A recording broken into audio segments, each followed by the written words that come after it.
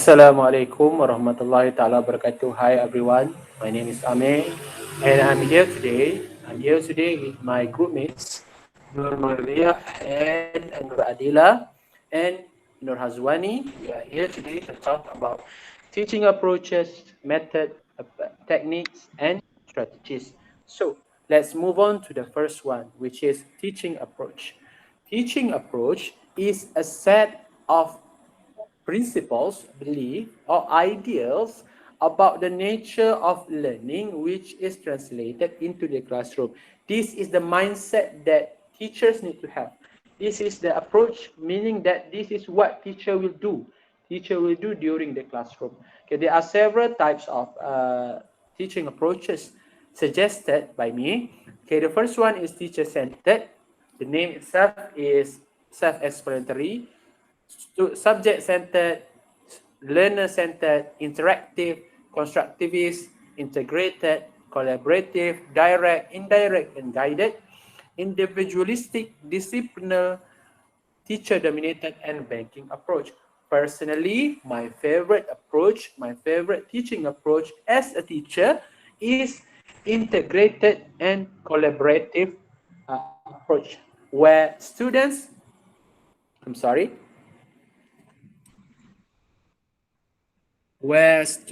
and teachers both take part in the learning process. Okay, next we move on to teaching methods.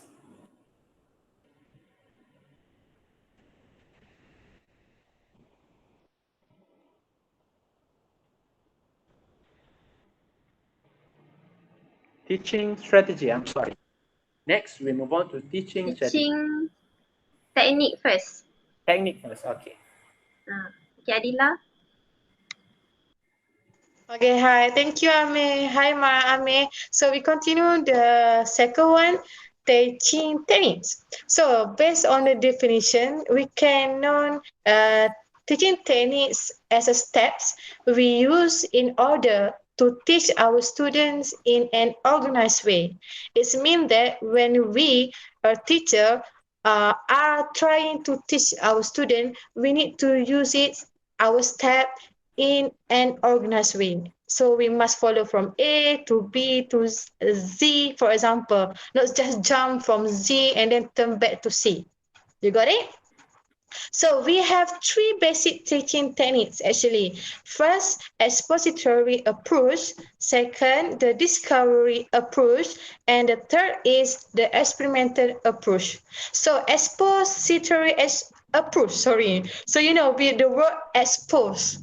So it means that we, as a teacher, present information verbatim to the students.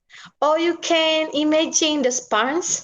You know the sponge, right? Like a SpongeBob movie cartoon. So it's just the same thing. Expository approach is like sponge approach because the teacher just giving all the information and the student just absorb it. Got it? So the second one is the discovery approach. The discovery approach is, the word discover. So teacher let the students to discover all the knowledge. For example, if we have a problem, so like solving a mathematics question, so we let the student to feel it, to discover, to solve the question based on their creativity. And the last one is the experimental approach. So we talk about experiment. So let the student doing the experiment also learn through what they are going to learn. For example, let's take example. We're asking the student to bake a cake. So we let them to choose the ingredients, how to mix the flour with the sugar, and how to bake it. And finally, what will happen to their cake. Okay, so that's all from me. Thank you. So move to Mar. Okay, thank you, Adila. Now I would like to talk about teaching strategies. So we can define three teaching strategies in three ways. The first way is as method of approaching a problem or a task. The second one is modes of operation for achieving a particular end. And the third one is a plan designed for controlling and manipulating certain information. So I can say that teaching strategies is also important, just like the others one, because it can facilitate students' understanding and also help teacher to teach in a more creative way. So teaching strategies must be related to teaching technique, and teaching technique must be related to method, and it is also the same for teaching approach. So if these elements they are related to one another, consistency can be achieved. So for example, let's say Adila, she chooses teaching technique, which is role play.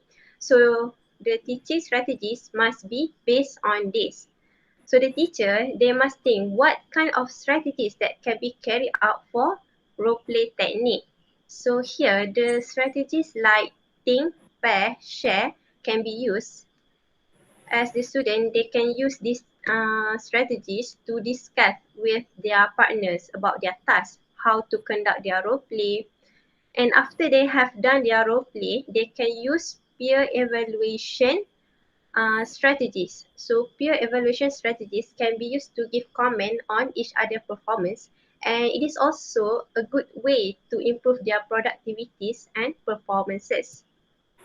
So to conclude our discussion today, we can say that teaching approaches, methods, techniques, and strategies they need to be related to one another so that consistency can be achieved. So if there is consistency, the learning and teaching can be conducted more successfully or clearly.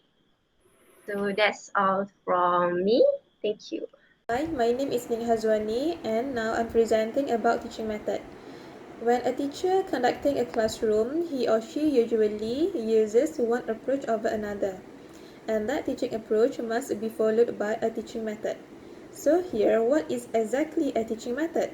A teaching method is a logical arrangement of activity that has steps and procedures, and that activity involves participation from both teachers and learners. And it is important for us to note that teaching method actually helps a teacher to achieve learning objectives in the classroom through the activity introduced to the students. And usually teaching method is followed by a teaching technique. So everything is related. Approaches, method, techniques, and strategies. It is all intercorrelated, interrelated to one another. So if the approach that you take is teacher-centered, the technique and strategy and method that you use must meet up with the approach that you take, which is teacher centered. If you take a collaborative approach, so the strategies that you need to do and uh, lesson that you need to conduct is more to collaborative, which means that it involve both teacher and students. So, is there any question for our little discussion here? If not, that's all. Thank you.